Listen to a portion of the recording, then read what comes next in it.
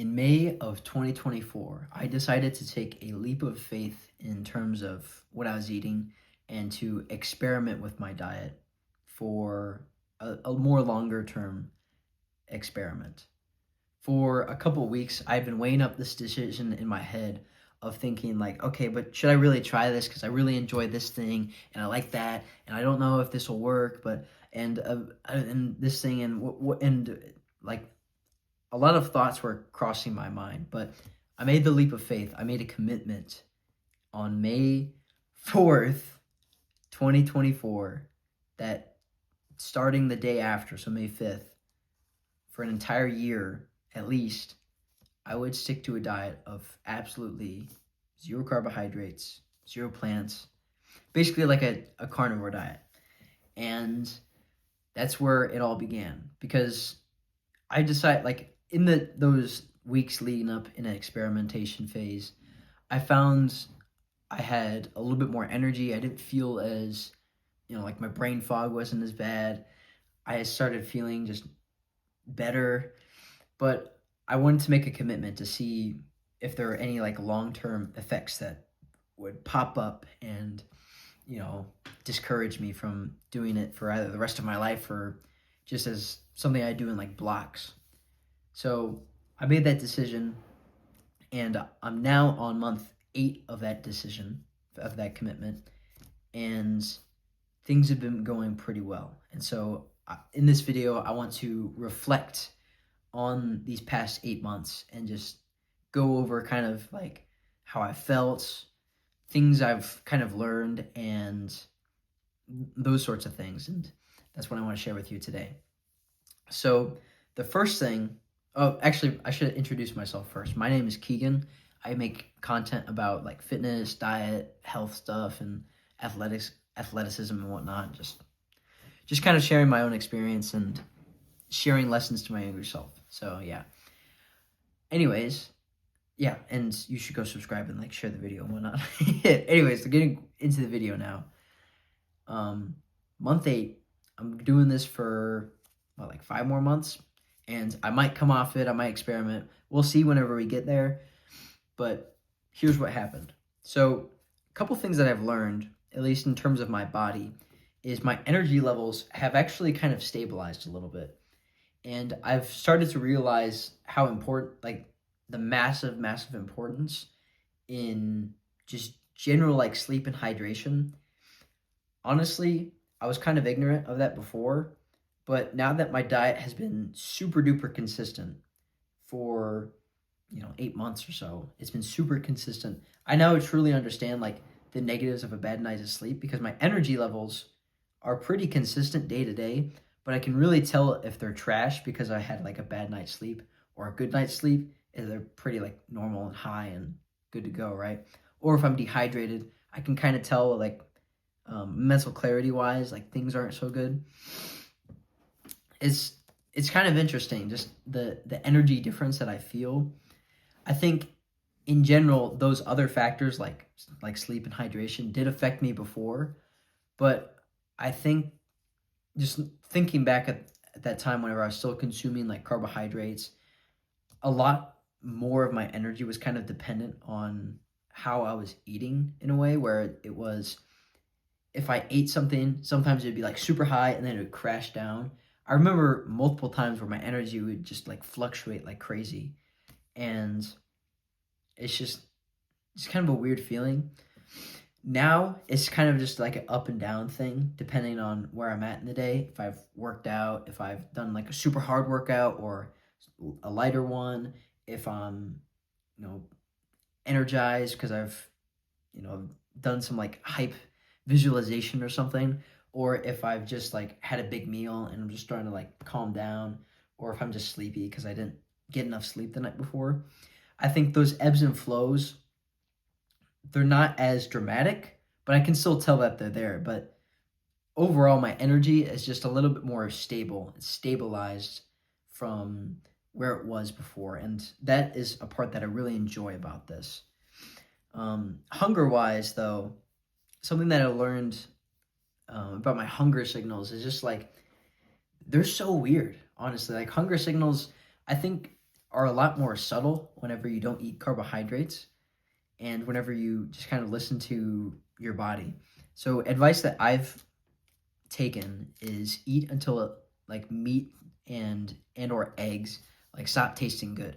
And I kind of view that as kind of don't use it with salt either, because salt can kind of alter that. At least it does for me.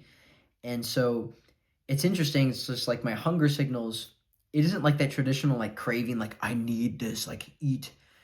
And it's kind of nice almost not having that weird like compulsion, like I need to eat this, like oh blah blah. Like that was kind of one of the things that I was kind of not happy about whenever I was eating a lot of carbohydrates, and especially like whenever I was like it was weird because I feel like it actually got worse whenever I was eating fruit, like just fruit specifically.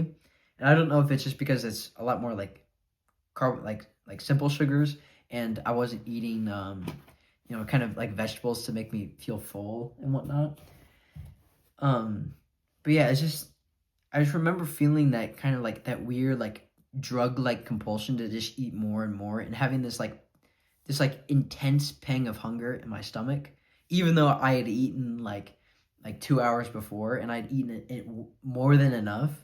I had this like weird pang of hunger just consistently. And yeah, now that isn't really a problem. It's actually kind of weird for me now to kind of decipher the hunger signals, because they're just so different. And even 8 months in on this thing is like I'm still trying to kind of work this out. I'm still trying to kind of figure it out because I've been so kind of imprinted with the stuff before. Like I'm 17. I've only been on this for slightly less than a year. So it's been like 16 years of just like just like carbohydrate system like implanting in my brain. And yeah, it's just it's a completely different battleground hunger signal wise, but I think it's important to really try and like pay attention and try and learn them probably quicker than I did. Like I've I've been kind of like interested in them and then kind of like ignored them for a while. And I think it's actually important to understand them just so you can get a better understanding. And so that's what I'm trying to do now. But yeah, hunger doesn't really happen all that often. Like the pang wise, like if I don't eat for a while, I'll get it for a little bit, and it's like this slight feeling, but then it goes away for until I like think about food again, or it's been a while and then it'll remind me. But yeah, I don't really get like hungry anymore. I'm not a hungry hippo. But yeah, I think it's just really interesting, and you know, it's definitely something that has changed over these 8 months. It's just that those hunger signals have been completely different. Um, Brain wise, mental clarity wise, it has been some of the best time that I've had in my entire life, like mental clarity wise. Very rarely do I get brain fog, but I genuinely know the reasons why now, and it has to do with like sleep and hydration and whatnot. I remember times whenever I had a decent night of sleep, I was drinking enough water like the day before and the morning of, and I would eat this like protein pancake thing, and I'd like put some like brown sugar on it, like a sugar like crack addict basically, dude, like a sugar fiend, bro. And just like I remember I would eat that and just having this like sugar high, and then for a little bit after that, my brain would just be like foggy. And it is kind of a nebulous term of like what brain fog is, but it's just like I wasn't able to think as clearly. My thoughts were kind of bleh, and it was harder to be like motivated to do stuff. Like just moving around was like more difficult to do, and just the ability to to speak or to just think just went out the window, and it's terrible. Performance wise, because I'm an athlete, and I do think that it would actually help if more athletes were doing this, or to at least try it out. I know a lot of people say like, oh, you need to eat carbs if you're going to be an athlete, but I've been eating carbs for 8 months, and honestly, it's like the best I've felt performance wise and just like game wise in general, I found that, not only does the mental clarity help me be a better athlete because I can think clearer, I have better like emotional regulation, so I can kind of calm myself down. But in general, like my recovery typically is better if I get a good night's sleep, of course. You know, like honestly, I don't think diet really matters all that much in terms of athletic performance. Like you can generally eat like you've seen those people who eat absolute shit and they still are phenoms, right? And probably there probably is some like level of genetics with that, but like I don't think your nutrition has to be like absolutely perfect. I think that the way I'm eating actually helps me, and I think it's actually more beneficial.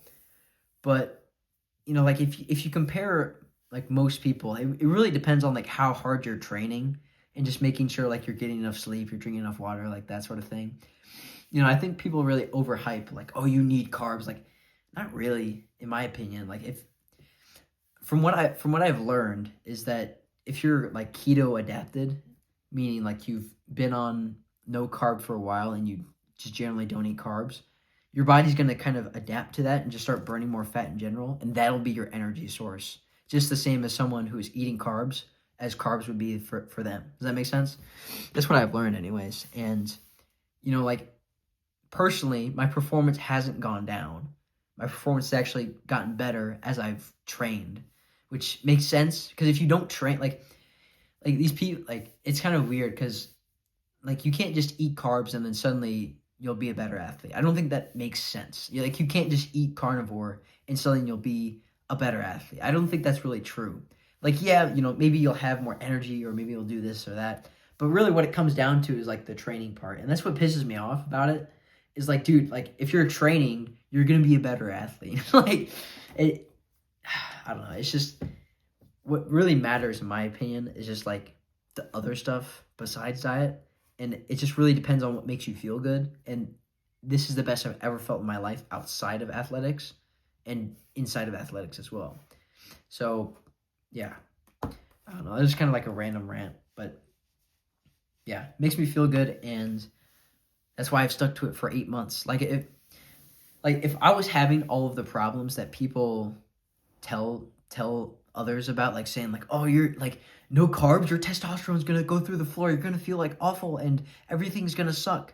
Like if those were actually true, I wouldn't stick to this diet, bro. Like are you, like do you think I'm retarded, bro? Like I would not do that.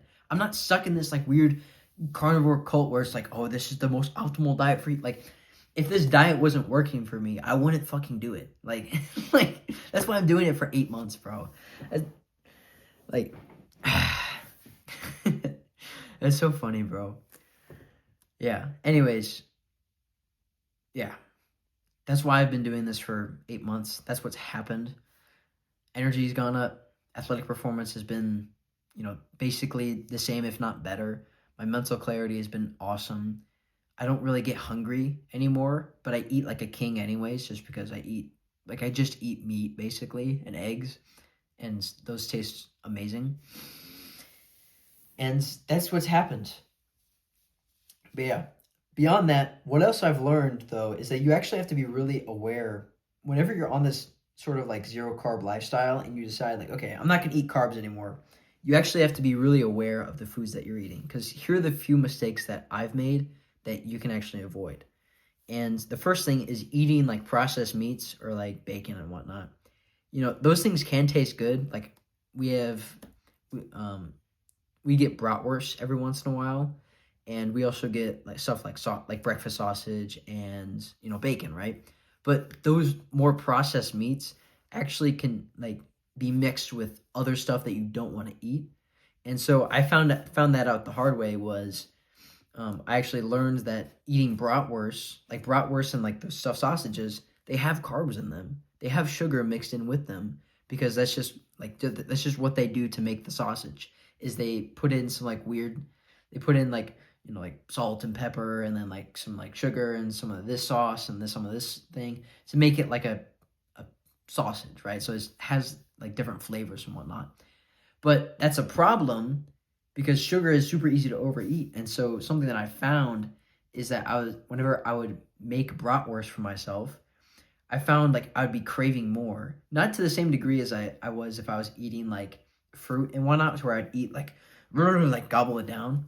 But I definitely found myself eating more than I probably should have and feeling kind of sick afterwards. And so that's one thing that I'd really watch out for is sausages and like more processed meats and whatnot. Other thing that I would look out for is just like don't go crazy on the dairy because one, um, it can make you overeat, and two, if you're not like some people don't like. I don't think I'm super sensitive to dairy, but I definitely notice a difference in terms of how I feel whenever I eat some level of dairy, even if it is like just some like zero carb cheese where it's like Parmesan or something. I still notice like it I feel kind of weird afterwards, to be completely honest. And so I'd say just stick with like meat and eggs. That's what I do. Um, and yeah, just be aware of like the hidden carbs because those things are just annoying. But yeah, that's my spiel. That's what happened after 8 months of absolutely zero carb. I plan on sticking with this diet for again like up to a year, maybe more. Depends. I might take a break after the year. Maybe. We'll see. Like honestly, I don't really see a reason why I would want to take a break. Maybe just to experiment and see like, oh yeah, like have this nice tasty carb thing. Haha, like yeah. But we'll see. I mean, it really just depends. We'll see when we get there, but yeah. I'm really enjoying this life and I would recommend it to anyone. It can be kind of difficult because, people question you and whatnot, but I think it's a really good choice. And if you've experimented with it and you think like I'm crazy and I'm wrong on all levels, like okay, bro, that's cool for you. If you've experimented with it and you found that it's good, keep doing it. If you've experimented with it and doesn't work for you, then it doesn't work for you. But I'd just encourage experimentation, see what works for you, and what's the word, like don't dog it before you try it. Because I've tried the lots of carb stuff. I've tried the lean protein and the lots of vegetables thing. I've tried a lot of things, but this is what worked, and that's why I've stuck to it for 8 months. So I'd give it a shot if I were you, and just see how it goes. Just try it for like 30, like even just a week, and just see what happens. Yeah, I don't think it really hurts you to experiment, but that's all I got for you. If you like what I'm saying, just go subscribe. I really appreciate that. That would make me very happy. I'll see you in the next one, bro. Thank you.